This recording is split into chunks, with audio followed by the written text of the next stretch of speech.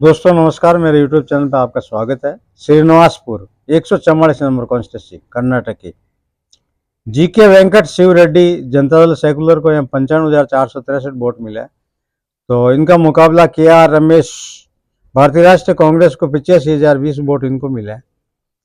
गुरुजूर R Srinivasan Reddy को 6,644 vote मिले। Bharatiya Janata party से इन्होंने चुनाव लड़ा था। आम आदमी पार्टी को यहाँ 2,086 वोट मिले हैं। तो TN वेंकट शिव रेड्डी को 323 वोट निर्दलीय, कर्नाटक सम्मति पार्टी को 233, रमेश कुमार निर्दलीय 229 और 148 NS रमेश कुमार। जीत हार की बात करेंगे हम श्रीनिवासनपुर पे, तो जनता दल सेकुलर ने यहाँ 10,443 वोटों से जीत दर्ज की है।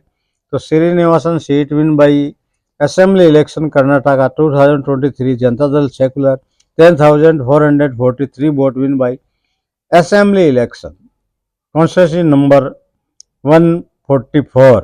वीडियो को लाइक करें, चैनल को सब्सक्राइब भी करें।